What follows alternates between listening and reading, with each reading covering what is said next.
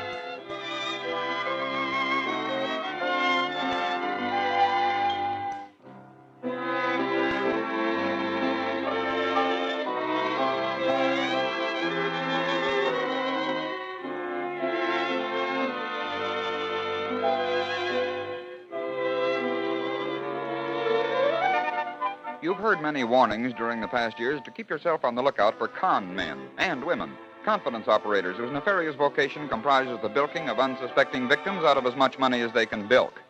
Modern police methods and radio have probably done more to reduce the number of victims of con games than anything else during the past few years. But time was when these gentle grafters really plied their trade with a vengeance. For instance, I ran across a situation that occurred in San Francisco in the month of March 1917. One day in police headquarters. Okay. Who's next, sir? I'm next. I've got it. Now, wait a minute. One at a time. All right, you. What's your trouble? Me, I'm a losing money.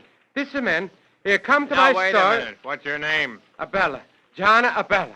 This man, he's a come into my fruit store on a Santa Bruna Avenue. He's a come in on a Wednesday. He's a buy $1.05 worth of a fruit. And he's a give me a check. This is a check right here. Yeah. He's a give me this check for $19.75. Now, I look into my money drawer, and I've got $8.70 of cash. He says, that's all right. I come back tomorrow for out of $10. Then he's a go away. I think to myself, he's a fine fella. He's a very nice man. He trusts Abella for $10. He's a nice fella. Yeah. You sent the check to the bank, and it came back marked insufficient funds. Is that it? Yeah, sure. That's it. That's what happened. Now, I want you to find this man and get my money. Okay, we'll see what we can do. Now, what's your trouble? I'll tell you, Sergeant. I want you to find a gypsy for me. A gypsy? Yeah, you see, a couple of months ago, I went to this gypsy fortune teller up on Howard Street, and she told me that I was going to have a run of good luck, and that pretty soon, in about 8 weeks, I was going to get married, inherit $500, and get established in business. She told me I should leave all my valuables with her for safekeeping. Oh, my God. Yeah, I gave her my gold watch and my purse. Well, how much was in the purse? $225. Well, I went back 8 weeks later, and she was gone. Yeah, and I thought she would be. All right, what's your name and where do you live? Well, my name is Gus Harris, and I live at a 49... Can you imagine that? Poor Gus Harris and John Abella reported their losses in the same police headquarters in San Francisco on the same day. I think it's probably safe to assume that John Abella posted a sign in his fruit store reading, "No checks cashed," and that Gus Harris assiduously avoided any future contact with gypsy fortune tellers. Well, that certainly sounds like someone is having a high time, doesn't it? In fact, it sounds like a carnival. And just what do you think of when someone mentions the word carnival? Of course, you think of gay revelry, of mysterious masked and glamorous ladies whose eyes shine laughingly through the holes in their masks. You think of streamers of colorful serpentine streaming from windows, showers of confetti getting into your mouth and eyes. But do you know what the word actually means? Well, it comes from 2 Latin words. The first is carne, meaning meat. The second is vale, meaning farewell. Literally, then, carnival means farewell to meat. Carnival was first used to denote the days of merrymaking, feasting, and general hilarity that preceded the Lenten fast days.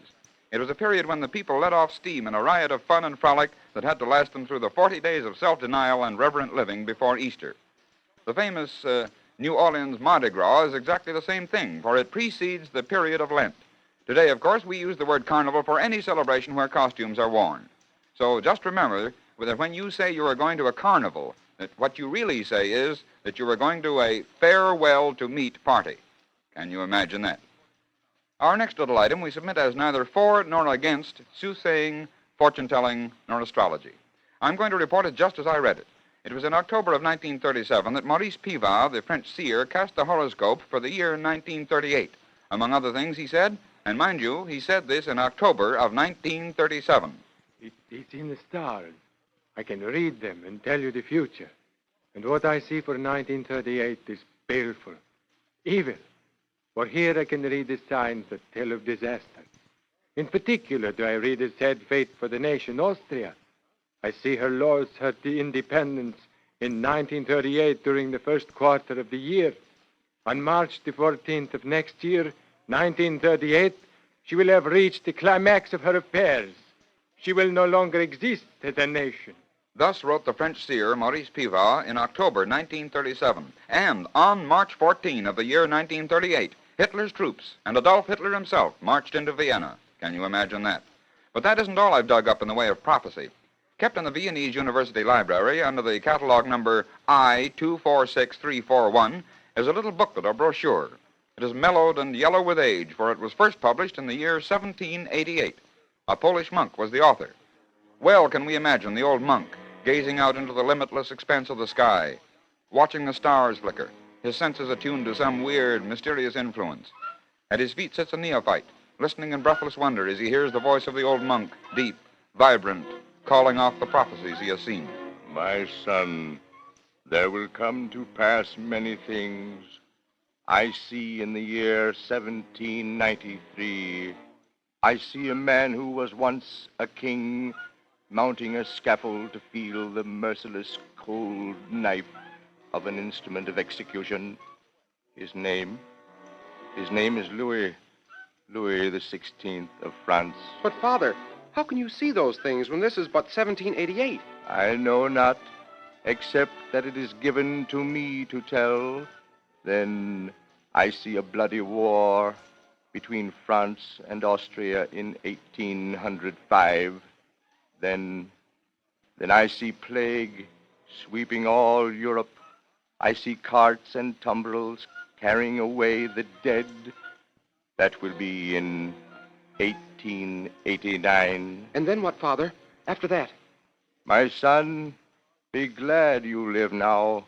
Be glad that God has not given you life in the 20th century, for that will be the accursed century when brother shall kill brother, when terror shall reign from the skies and sweep all the earth, when men shall kill, never satisfied until they have driven each other like beasts of the field into savagery and bloody agony.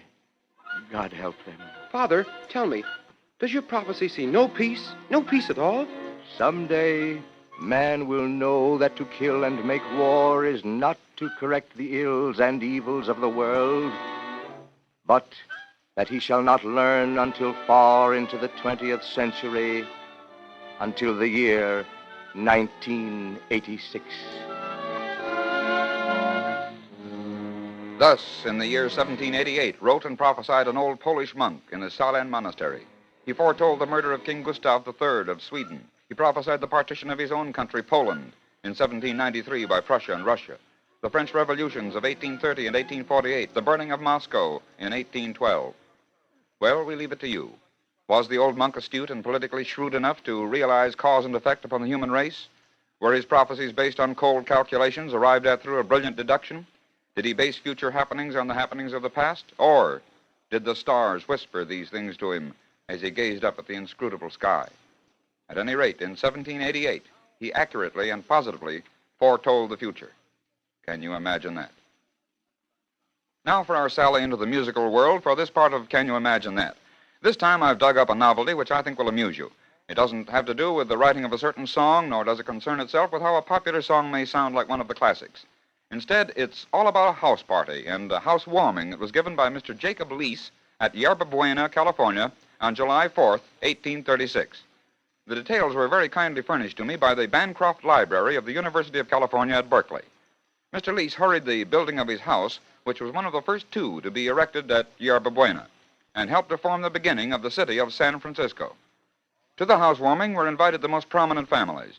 To it came the stately Spanish Dons, the Castro family, the Martinez, and the famous Mexican general, M.G. Vallejo. In gay, colorful costumes they came. They marveled at Mr. Lease's house, which the records say was 60 feet long and 25 feet broad. And in those 1836 days, it was a very giant of a structure. But I guess you're wondering where the musical portion comes in.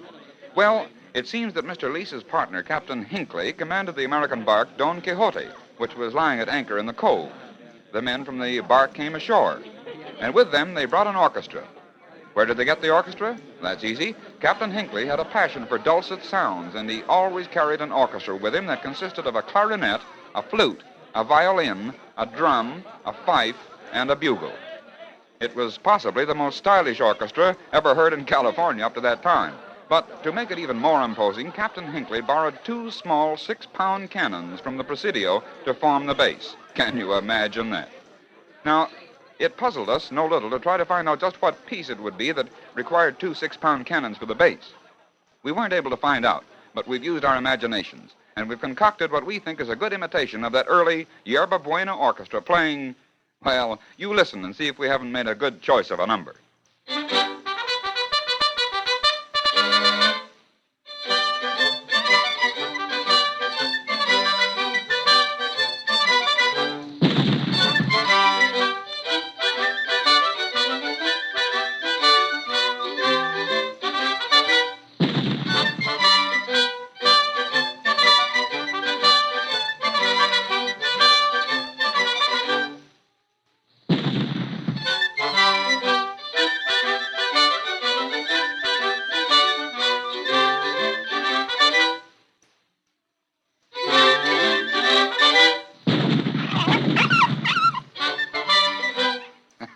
Yes, sir. Pop Goes the Weasel does seem the logical song to need 6-pound cannons for its bass.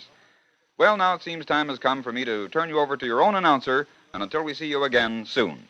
Until then, this is Lindsay McCary saying goodbye now.